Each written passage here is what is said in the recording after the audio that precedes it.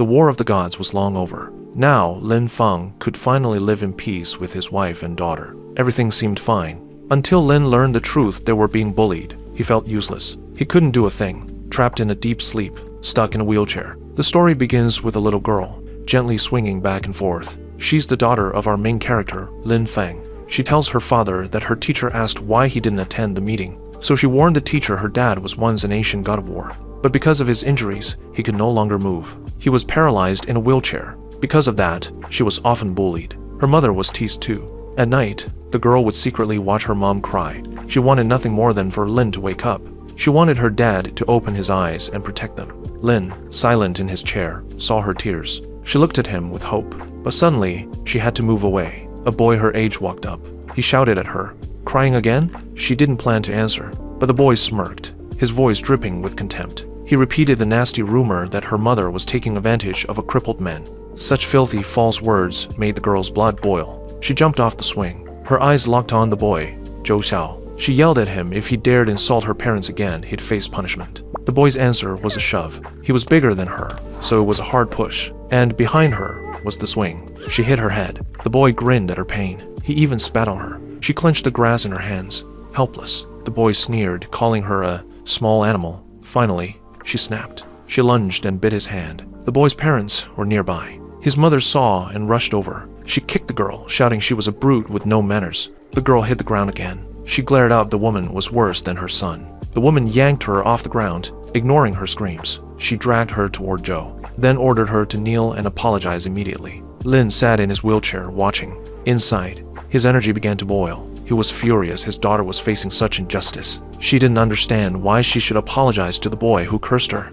Then, Zhou Xiao's father joined in. He grabbed her by the ponytail, yanked hard, ordered her to apologize to his son. She refused. She resisted both adults. A slap cracked across her cheek. Zhou's mother glared at her like she was garbage. She asked if the girl was sure about her words. The girl knew they were stronger, but she still refused to bow. Zhou's father raised his hand, ready to strike her again. He shouted he'd teach her a lesson today. But then, something unexpected. A hand stopped his. It was Lin. Lin's voice was cold. How dare you touch my daughter? That day, Lin finally regained his strength. He declared, from now on, anyone who touched his daughter would be beheaded. Zhou's father, moments ago full of pride, now felt his life hanging by a thread. Zhou's father had thought himself untouchable, but now, Lin's grip on his wrist felt like iron. The man froze. He could see the killing intent in Lin's eyes. From his wheelchair, Lin spoke with absolute authority. From this moment on, if anyone touches my daughter, they will lose their head. Zhou's father's confidence shattered.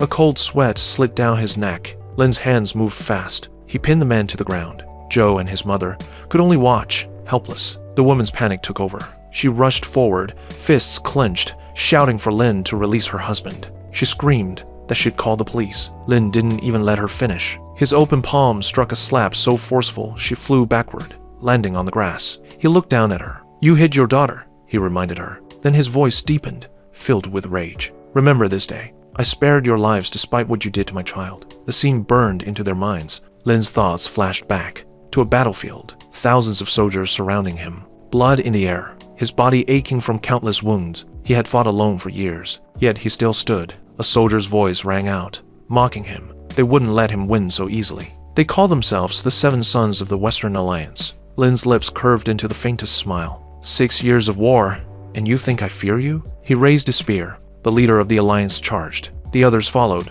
weapons ready to kill. Steel clashed. Lin moved like lightning. He dodged a deadly blade, countering with a spear's shaft. It slammed into an enemy's body. One by one, he struck them down.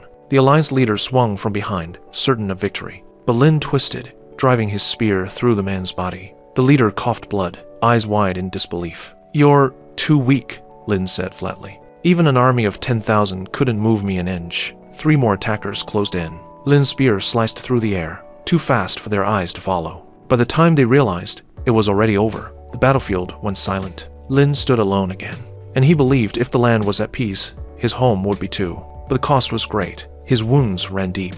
His vision blurred. He thought only of one thing, his daughter's need for a bone marrow transplant. A voice pulled him back to the present. Dad, Dad, it was his daughter, Rai. She clung to his legs, her eyes wide with relief. He lifted her into his arms. She could barely believe it, her father was awake. but his attention shifted to Joe's family. "If you don't bow 100 times, Lin said coldly, "I'll erase your bloodline." Fear took over. They dropped to their knees. With each bow, they apologized, their voices trembling. Rai began to cry. She told her father everyone hated him. Lin promised no one would hurt their family again. She sobbed harder. She said no one believed her when she called him a hero. He heard her. But as he looked closer, he realized something was wrong. Her body hadn't fully recovered. It pained him. He knew he couldn't reveal himself completely yet. He needed to wake up fully to protect them. Rai saw the strain in his face. She asked to be set down. He obeyed, lowering her gently. "Let's go home," he told her. But she hesitated. Then she whispered her grandmother had kicked them out. She said her mother had been talking to her uncle's son. Lin's eyes narrowed. He smelled trouble. Rai leaned in again. She told him to pretend to be asleep. A slow smile crossed his face. "That's a good idea." He rolled himself back to the wheelchair, re-shouted to the stunned couple that he'd reverted to his old state because their family had attacked him. She pushed him toward the house. The couple paled, believing they might have to pay compensation. At the main entrance, they found a blonde woman in the hall. She looked displeased, her voice sharp. She insulted Rai instantly, reminding her she wasn't allowed to bring Lin back until called. Rai hid behind the wheelchair, but she didn't back down. She said she and her father were tired. The woman snapped, ordering her to be quiet. She pointed at Lin. "Don't call him your father." Rai refused. She said she would call him father.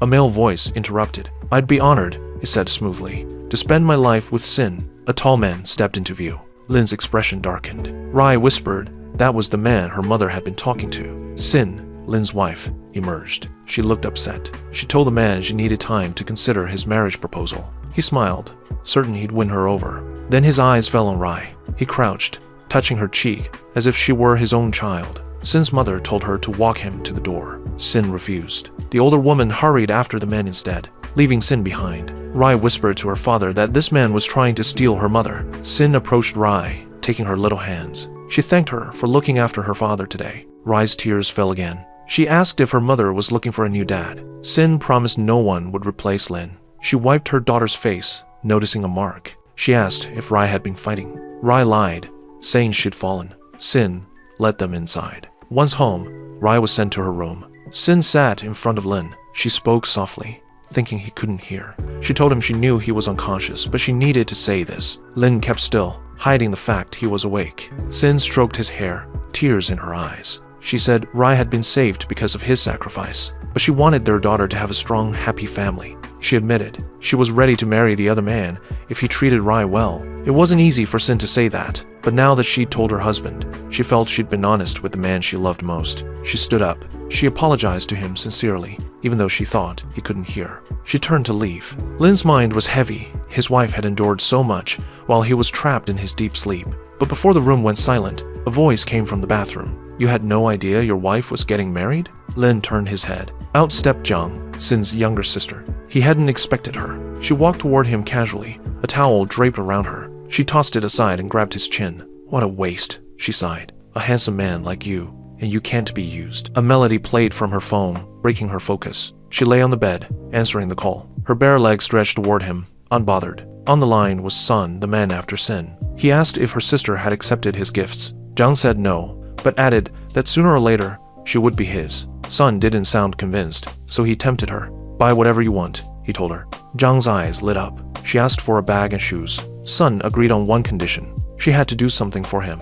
She agreed immediately, heading for Sin's closet. She promised she'd handle it. Before leaving, she told Lin's future brother-in-law that he'd be changing Sin's wardrobe once they married. Then she was gone.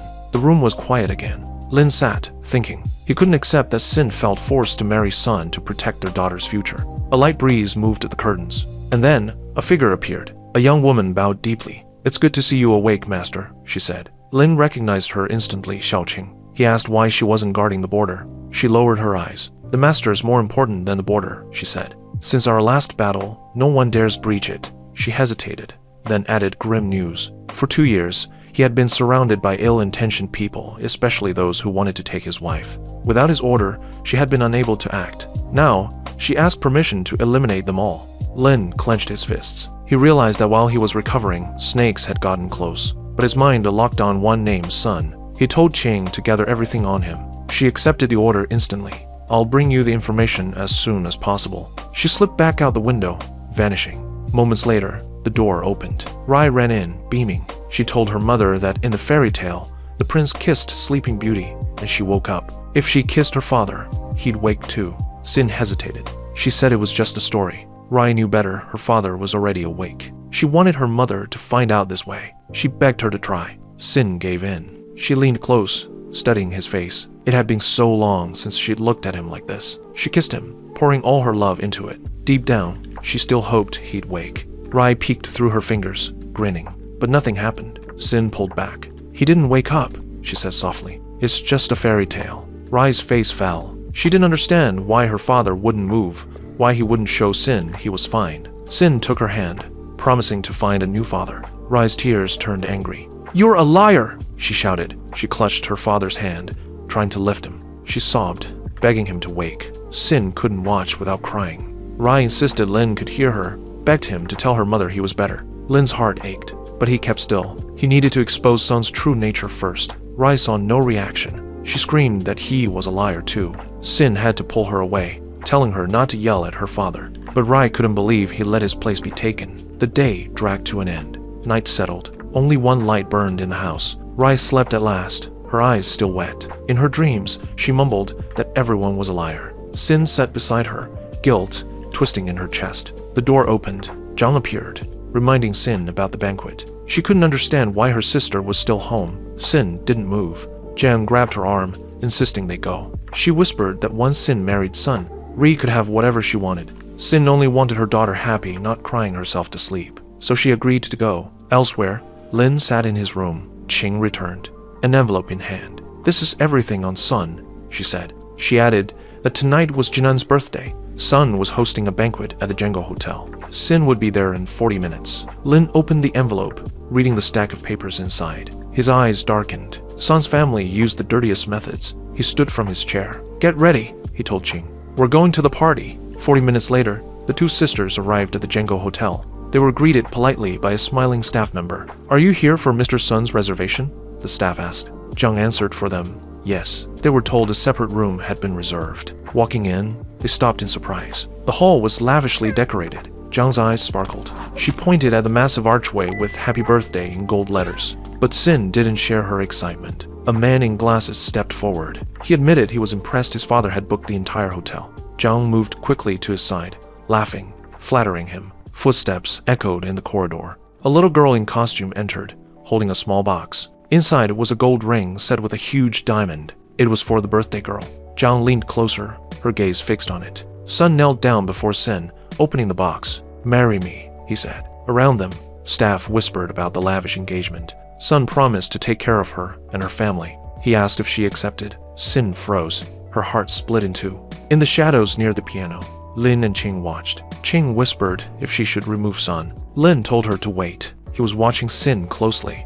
Would she accept? Sin took a slow step back. This is too sudden, she said. Her voice trembled. I'm worried about who will take care of Lin. Zhang panicked, urging her to say yes. Sun heard the hesitation again, and his patience ran out. He stood, his tone sharp. He accused her of being ungrateful. Zhang argued again that she should marry him. He was rich, powerful. But Sin's anger rose. She refused his proposal. Sun's hand shot out, trying to grab her. She pulled away. His voice turned cold. If you don't accept, your family will cease to exist. He leaned close, whispering threats. Then, smiling for the guests, he announced it was their wedding day. The guests cheered for him. Lin's eyes narrowed. He told Qing Xing would know what to do in a second. Qing appeared behind Sun. When he reached for Sin again, she caught his wrist. Her glare was ice. Stop, she ordered. The guards moved instantly toward her. But Sun waved them back, thinking she was just jealous. He even stroked Qing's cheek, asking if she wanted to be hugged too. The guards chuckled at his charm.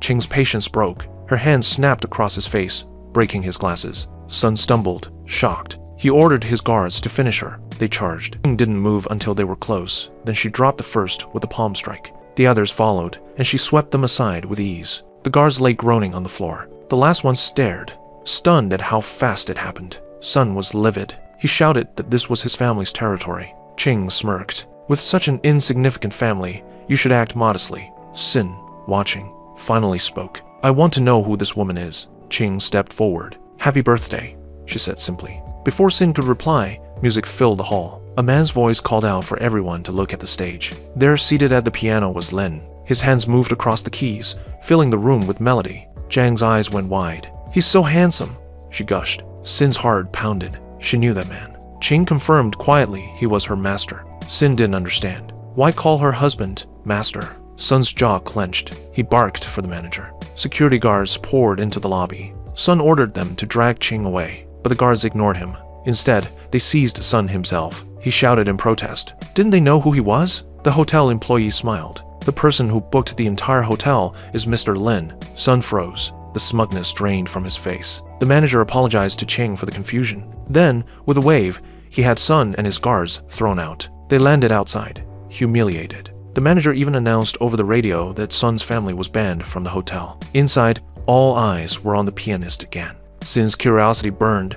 Was that really her husband? Qing told her to go speak with him. But Zhang interrupted, eager to meet this rich, handsome man. The guests cheered as Lin's music soared. Then a boom. Fireworks burst outside. Everyone rushed to look. The night sky lit up with an enormous message. "Happy birthday," Zhang squealed, calling it romantic. Sin's emotions tangled. The message had Lin's name. Her heart told her it had to be him. She turned and ran toward the stage, only to find it empty. Zhang appeared behind her. "He's already home," she said. Sin slowed. If he was home, then who had she seen? Lin left the hotel before Sin returned. He reached the house first. He told Qing to pull every file on the Jinan family's dealings and bring them to him. Qing hesitated. She said no one needed to know he was awake. She could handle it alone. Lin smiled faintly. "Worried someone will find out I'm back?" he asked. Qing stood at the window, silent. Then she saw Sin's car at the gate. She bowed. "Your wife is home," and vanished. Lin slipped into his old clothes. He wasn't ready to reveal the truth yet. He didn't want to burden Sin.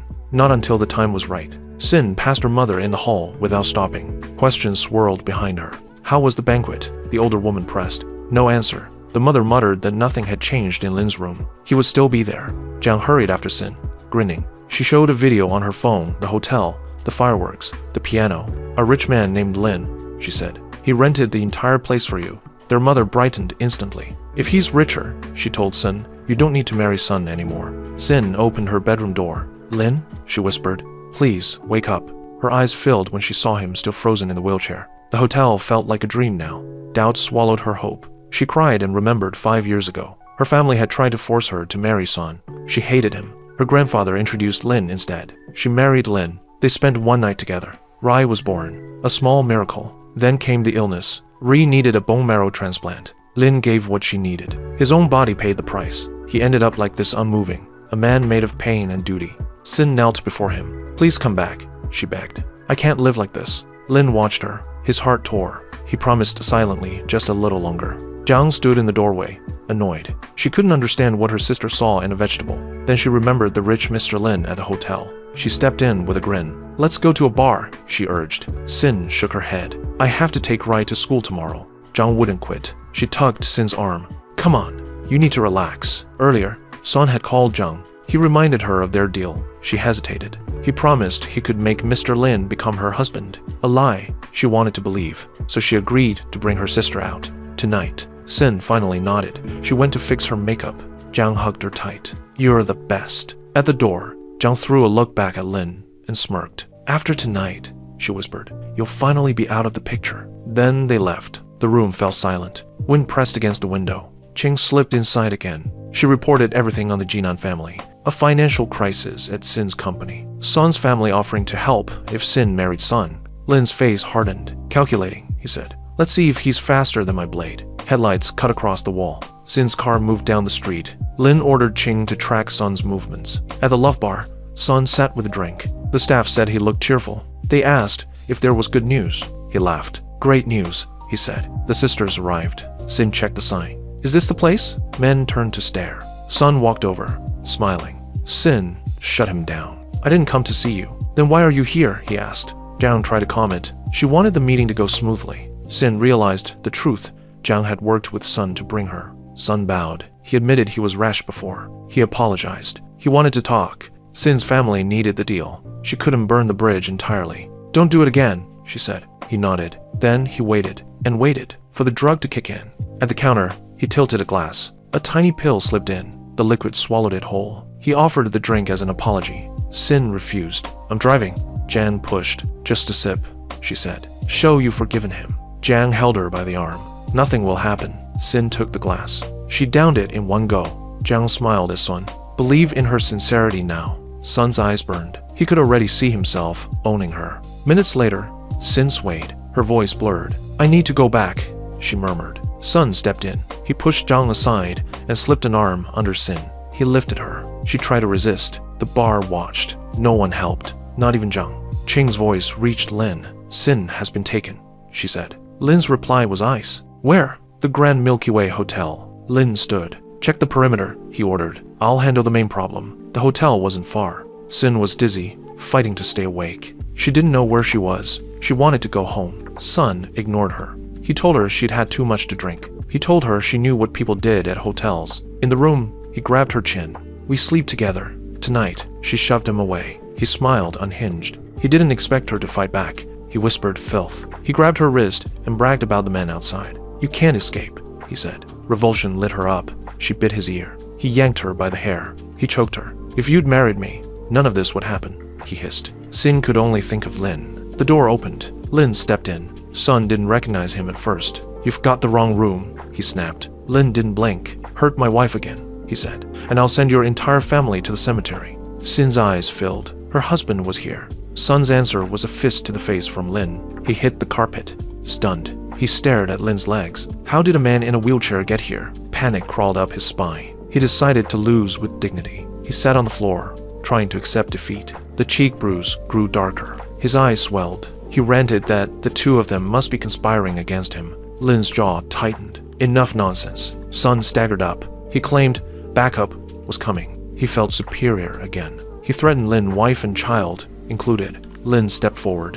What nonsense are you spitting? He grabbed Sun's phone hand, mid-dial. Is this the hand you used to touch her? He twisted. Pain shot through Sun's arm. The man howled. He said his family wouldn't let this end easily. Lin's response was a punch. Sun fell to his knees. Lin told him he didn't care about his influence. He turned away. One more problem from you, and I won't be merciful. Sin swayed. Her eyelids sank. She could barely stay awake. Lin took off his jacket and draped it over her shoulders. I'm here now, he said. Everything will be fine. She trembled. You'll go to prison, she whispered. For killing him. Sun perked up at that. He sneered. He taunted Lin. Lin stepped back to him. In my eyes, you're not even a person. He shoved him down again. Sun begged. Spare me, he said. Lin considered it. For now, he decided, you still have some use. He lifted his foot. Sun stared, confused. Then pain imploded, the most vulnerable point crushed. His scream tore the room. Lesson delivered. Lin let him drop. He turned to Sin. He lifted her gently. She blinked awake in his arms.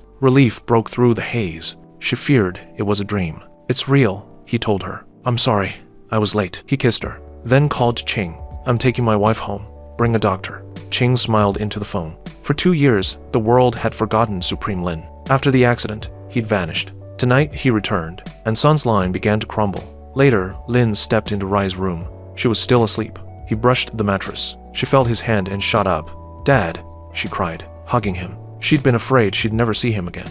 He told her he was only tired. It was late. They should sleep. Mom would be back soon. He turned to go. Rai grabbed his hand. Will you leave in the night? She asked. You lied before. He knelt. My plans changed, he said. From now on, this is our secret. She promised. She wouldn't tell anyone. Not even Mom. They sealed it together. At the hospital, a doctor studied scans. She entered Sun's room. Surgery, she said, was the only option, but the risks were high. He stared, pale. Then she added the only safe route, amputation. His scream shook the floor. He swore he'd make Lin pay. Back home, Sin slept deeply. Rai waited by her side. Morning light slipped in. Sin opened her eyes. She was in her room. She heard Rai's voice. Her head spun. Rai laughed and called her a heavy sleeper. Memory rushed back. The hotel. The room. Lin. She turned toward the wheelchair. He was there, motionless, like always. Tears climbed again.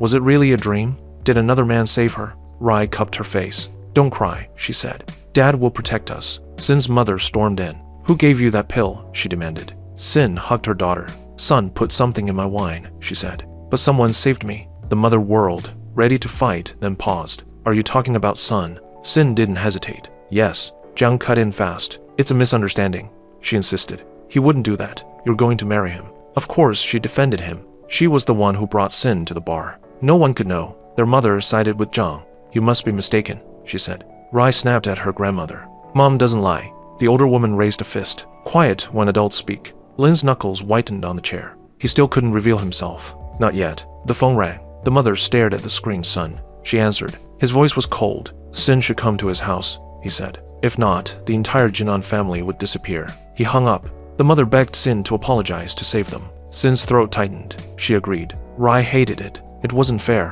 Why should her mom apologize to the attacker? Later, Lin and Rai were alone. Rai asked him to tell Mom he was all right. Lin had another plan. Push me to the park, he said. I'll handle the thugs. Then Grandma won't scold Mom. Rai lit up. He reminded her it had to stay secret. Meanwhile, Song's father stood by his son's bed. The mother cried over their only child. The father snapped. Crying wouldn't help. He said she'd spoiled him. He's grown into trash, he spat. He was ruining the family's name over a woman. Son insisted it was an ambush. The father raged. Incompetent, he said. The mother argued that the Jinan family plotted it. The father stared out the window. Ridiculous. The Jinan were small, not dangerous. Even if someone stood behind them, he'd interrogate Sin. Son insisted again that Sin's husband beat him. The father promised if he found the man, he'd rip off his arms and legs. The door opened. Lin stepped into their house. A pressure filled the room. The air grew heavy. He looked at the guards. How much trouble did you cause, he asked, that you need so many dogs? The mother hid behind the father. The father demanded his name. Who are you to break into my home? Son lurched from the bed. That's him, he shrieked. That's Lin, the father sneered. So you're the one with courage. Lin's eyes swept the room. None of them were worthy of Sin's apology. The father lifted a hand. Seize him, he ordered. Lin smiled. Your man can't stand, he said. But I'll give you time to call others. The father trembled with anger. You won't get away with this, he warned. Last chance to save your life. Are you sure? Lin asked. He vanished, then reappeared behind the father. You threaten me? His fist landed. The father hit the floor. I get away with anything, Lin said. The mother gasped. She tried to speak. Lin glanced at her. She covered her mouth, terrified. The father pushed himself up. He didn't care who stood behind Lin. He'd eliminate them all. Lin stood over him. You're as trash as your son. Son watched, horror in his eyes. This man didn't feel human. A demon in a man's body. Lin lifted the father by the throat. The older man begged. The mother dropped to her knees. She promised money, any amount. Son realized the company would die without his father. He begged too. He promised to stop bothering Sin. Lin's patience was done. He tossed the father aside. You have 1 day, he said. Offer a sincere apology to Sin, or your family disappears. He added one more rule. Tell no one you saw me, or you'll vanish too. Cold dread spread through the room. The door closed behind him. The father shook with humiliation. He wouldn't let it end like this. He started making calls, but every call brought worse news. Investors pulled out. Banks froze the loans. His phone slipped from his hand. How can a 100 million company collapse in 1 day? He rasped. Son, wrapped in a blanket, asked what to do. The father stared into the distance, trying to measure Lin's origin. How could the Ginan family have someone like that behind them? He threw the blanket off his son. Take the money, he ordered. Run to Sin. Beg. Son blinked. His own father wanted him to apologize? The father shook him, furious. If she doesn't forgive you, I'll destroy you myself. Back at Sin's house, her mother demanded she accept every request from Son's family. Otherwise, they were finished. Sin's spirit was tired. She agreed. They walked to the gate. The mother told her to look pleasant. They didn't get far. At the gate, the young master's son already knelt. The mother tried to lift him. It's my daughter's fault, she said. He brushed her off. Yesterday was my fault, he cried. Please forgive me. Sin stared. It felt like a trap. He clutched her skirt. He swore he'd never bother her again. Sin's stomach turned. I'll forgive you, she said, if you never come near me. He burst into relieved tears. He swore it. He handed over a check, 1 million for moral damages. Her mother snatched it. Sin only said she didn't want to see him again. He ran. The mother asked her daughter who had helped her. How did they beat such an influential family? Sin had no answer. The mother guessed it was last night's savior. Someone powerful. A little later, Song ran into Lin and Rai on the street. Lin's stare cut through him. Son bowed. Sin accepted my apology, he said. Any more orders? I hope we never meet again, Lin said. Son turned to go. Lin's voice stopped him. Tell no one about me, he said, or your family is finished. Son dropped to his knees. I'll keep the secret, he cried. Back home, the mother kept pressing Sin to divorce. There are many good men, she said. Don't keep a useless husband. She tried to twist Sin's feelings, tried to push. The door opened. Rai and Lin rolled in. Sin turned. She hugged Rai tight. Ri said she took Dad to the sunbath. Sin praised her, proud and relieved. The grandmother scoffed under her breath. Ri leaned up and whispered to her mom. Dad handled the bad uncles, she said. But it's our secret. Sin stared at her, shocked. Then she smiled softly. I'll take you to school today, she said. Rai got ready fast. She checked on Dad before leaving. He watched them with quiet joy. Even like this, he could still be with them. Ching arrived as soon as they left. Lin asked her to take him outside. He wanted to watch his daughter go into school. On the way, Rai told Sing she wanted her father to pick her up later. Sin promised a reward if she behaved. At the gate, the Xiao family blocked the entrance. They stood together, smug and loud. Sin pulled Rai close. What do you want? She asked. The man pointed at his bandaged forehead. Your husband did this, he said. This time, you won't get off easy. The woman demanded 200,000 for moral damages. She grabbed her child and said he hadn't eaten for 2 days, from fear. Sin replied quickly. Impossible. Lin is in a wheelchair. The man stepped forward. Believe it or not, he said. I'll finish him. Rai shouted back. If you don't stop, I'll call my dad. The man froze. He felt that crushing aura again. He remembered the pain. He turned and ran. His family stumbled after him. His wife yelled, confused. Why are we running? You promised to deal with the cripple. He had a bad feeling. He wanted to live. He'd try again later. Sin knelt to Rai. You need to head in soon. Principal Young stepped up beside the gate. He said he needed a word. Sin followed him to the office. He said Rai's academic contract ended this year. They needed to discuss next year. That's impossible, Sin said. We agreed on 2 years. It's only been 6 months. He fiddled with his classes. Seats were limited, he said. No reservations. Sin reminded him of the 50,000 she paid. He sat back. That was an advance, he said. Anger rose in Sin's throat. She had paid for the first year. He only laughed. She'd fallen for his trick. He offered help. Option 1, pay 1 million for a spot, plus his commission. He knew she didn't have it. He smirked. Option 2, he glanced down the hall, then back at her. He'd heard about her husband's condition. He didn't need to explain the details. Sin slammed her hands on the desk. Disgusting, she said. Yang pushed his glasses up again. Your daughter won't attend this school on your terms. Sin stood. Then I'll find another school. He smiled thinly. None of the preparatory schools in this city will take her without my say-so. Come back tomorrow, he added, and beg. Outside, Ching told Lin the school had a good environment. Sin had paid a lot for Rai to study here. Movement at the exit caught Lin's eye. Sin ran out in tears. Something had gone wrong. He turned toward the principal's office. Time to see for himself. Inside, the Xiao family entered first. Yang put on a bright smile. I'm honored, he said. He didn't want to offend them. They were rich. They wanted a little girl expelled, they said. Yang guessed it was Ri. He promised she would leave at the end of the semester. They wanted her gone now. 1 million for immediate removal. Yang's eyes lit. He said he'd handle it at once. The door crashed open. Lin stood there. Yang didn't recognize the danger. He puffed up, ready to flex. The Xiao couple went pale. They knew him. Yang ignored their fear. Who are you? He asked. What are you doing here? Lin crossed the room in a blink. A slap sent Zhou's father reeling. The wife flinched. They thought they were about to die. Yang wobbled. He tried to order Lin out. Lin's voice cut him off. One more word, he said. I'll cut out your tongue. He turned back to the couple. Why did you stop swearing? He asked. He pinned the man's hands to the ground under his foot. If you touch my wife again, say goodbye to your hands. He glanced at the woman. She understood. She dropped to her knees. We were wrong, she said. Leave town today, Lin said. Then I'll let you go. Yang stared at Lin. Why did this man hold so much power? The Xiao family took the offer and ran. Lin sat on the couch. Explain, he told Yang. Why target my daughter? Yang thought he could still threaten him. He sneered. Your daughter stays only if your wife sleeps with me. Heat surged through Lin.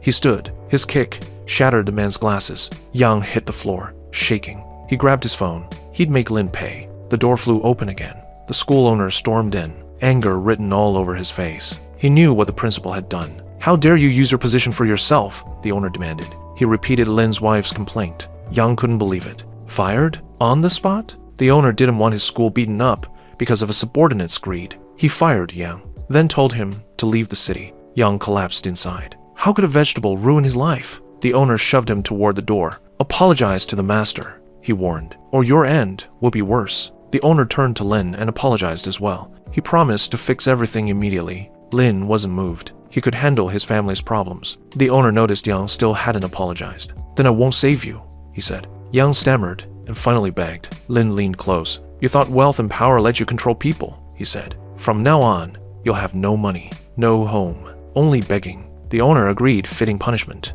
He promised Rai would get better education. He silently thanked the mayor for answering his call in time and saving his own skin. Lin asked for one thing: keep my appearance a secret. They promised. That incident made it clear that someone higher up already knew about his awakening. Meanwhile, Zen was walking through the park, thinking about how all the problems seemed to fall onto her shoulders that day. Just then, her younger sister came up beside her, asking if she was heading to the company. Zen shared her problem about having to pay $1 million so Ray could continue attending school. Her younger sister was certain it was due to their lack of status, and she mentioned Sun, but this only made Zen furious. She walked away from her sister, declaring that from that day forward, they would cut all ties with that family. At that moment, Zhang said she had heard from their mother about Zen's mysterious boyfriend and suggested asking him for help, but Zen told her not to talk nonsense. Zhang thought her sister was foolish, mainly because Zen wanted to stay with a man who never made a move instead of finding someone influential. After their brief exchange, Zhang left, leaving Zen to deal with her problems alone. A little later, Zhang went to a nearby cafe with Sun. Seeing his condition, she thought he looked unwell. Sun grew irritated and suspected Zhang might harm him. Zhang didn't understand why he was angry with her. She explained that she only wanted to remind him not to fall behind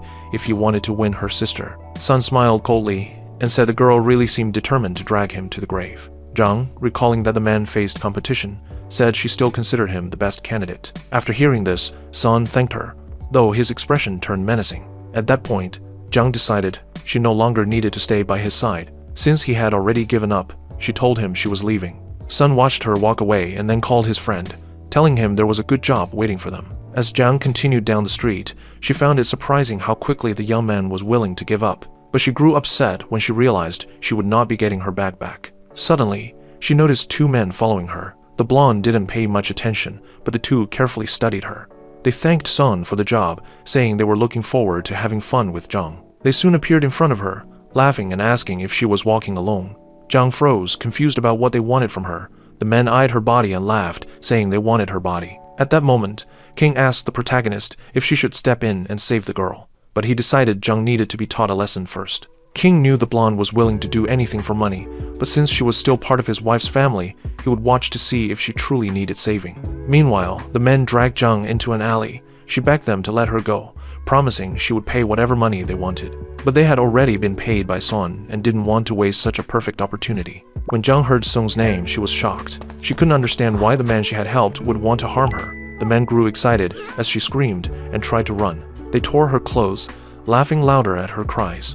Zhang cried and begged for help. At that moment, King, being a skilled warrior, struck the white-haired man with one blow, knocking him out instantly. She then just as easily subdued his partner. Zhang sat on the ground, covering herself. King looked at her and told her not to thank her. Instead, she ordered Zhang not to interfere in her older sister's affairs, or else she wouldn't come to help again. With those words, King left the alley, leaving Zhang alone. Still crying, Zhang wondered why this woman called her sister ma'am and who the master behind her truly was. Wrapping her torn clothes around herself, she felt guilty for forcing her sister to stay involved with Sun. Meanwhile, King had already returned to the protagonist's side. They both hoped Zhang had learned her lesson. King agreed, then mentioned that the Binghai feast would be happening soon, but Lin denied it, saying otherwise. At that moment, a guard came to Sun and informed him that 2 of his men had been taken out. Lin was shocked to hear that they had failed so easily, but he wasn't the type to stop after one failure. Instead, he promised himself that this was only the beginning for Zhang Zhen. Seeing this as an opportunity,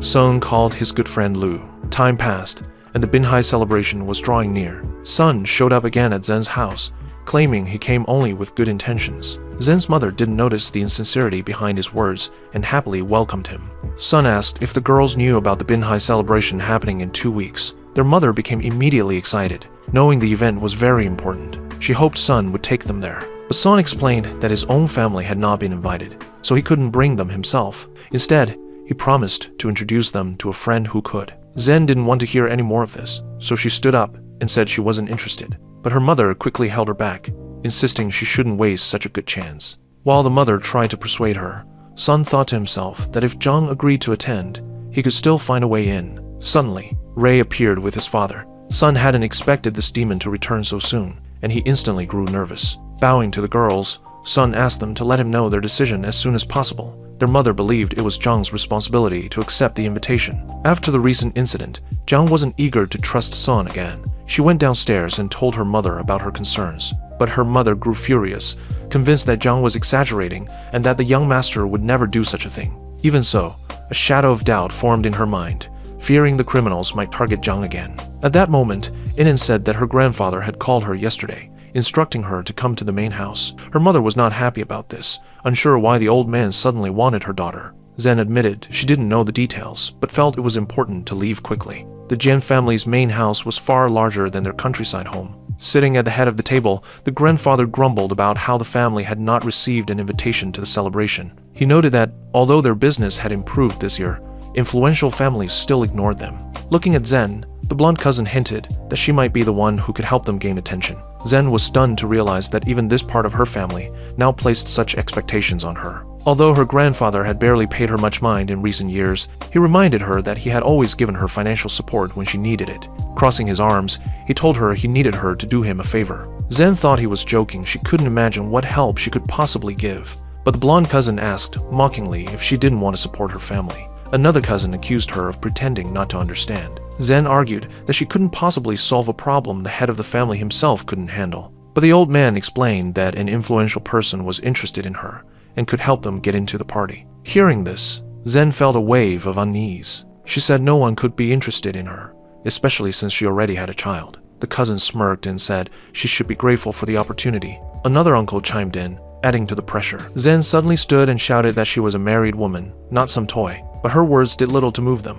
One uncle sneered that it was better to be a toy than to be married to a useless man. Zhen defended her husband's honor, but her grandfather slammed the table, saying that if she agreed to his request, the family would never forget it. Zhen refused, saying she would not throw away her dignity or sell her body. She declared she would honor her husband, and if anyone wanted to go forward with this plan, they could do it without her. She couldn't understand how her own family could ask something so cruel of her. But her grandfather wouldn't take no for an answer. At that moment, her cousin began threatening her, pressing her about the consequences of her refusal. Still, Zhen stood firm, insisting that only she could decide what to do with her body. Then the cousin turned darker, warning that something could happen to her husband. It was clear this girl was jealous of Zhen's beauty, and she lashed out, asking why people even saw anything in her. She shoved Zhen against the table, then threw her to the floor. Standing over her, the cousin shouted that this was her last chance to make the right decision, warning that the lives of her loved ones depended on it. Though her heart ached, Zhen finally gave in. For the safety of her daughters and her husband, she agreed to sacrifice her principles. The grandfather waved his hand, promising that if she secured an invitation to the celebration, the family would protect her loved ones. Defeated, Zhen left the Zhen family's main house. After some time, Zhen returned home and immediately went to the park with her husband. Sitting on a swing, she decided to tell him everything her grandfather had said. She explained that someone influential was supposedly interested in her, and that she was being forced to entertain him if she wanted to keep her family safe. She said she would need to secure a ticket to the celebration, otherwise her family would be destroyed. With tears in her eyes, Zhen told her husband that she didn't want to betray him, but she also couldn't let their family be torn apart. Hugging him tightly, she apologized, saying this was the only way she could protect them. The protagonist burned with rage at the way his wife was being treated. His hands glowed with blue fire. Putting her to sleep gently, he set her on a chair and promised that he would personally hunt down everyone who dared to intimidate her. At that moment, King appeared instantly by his side, bowing and saying she was ready to carry out any order. Lin finally decided not to hide his awakening anymore. He ordered King to announce his presence at the Binhai celebration to everyone. Meanwhile, Zhen's mother was startled to see her father arrive at her house. With him was her cousin, who introduced a man named Lu Shao. Lu sat down beside Zhen's mother, stroking her hair while she tried to process what was happening. The grandfather told her to call Zhen immediately, insisting they couldn't make someone as influential as Lu wait. Zhen's mother explained that her daughter had taken Ray to school. Curious, she asked why they had come. The cousin revealed that Lu Sha liked Zhen, and that if she agreed to go along with him, the Zhen family would have nothing else to worry about. Her mother was delighted, while the cousin smugly reminded her it was all thanks to their grandfather's efforts. Soon, the sisters returned home. Lu began staring at their bodies, praising cousin Yan's choice. Zhang's happiness faded the moment she saw her grandfather, who had once promised to leave them alone. The grandfather introduced Lu and told Zhen that he was the man she should accompany. Lu cleared his throat, saying he was looking forward to seeing her again. Zhen's mother urged her not to waste such a great opportunity,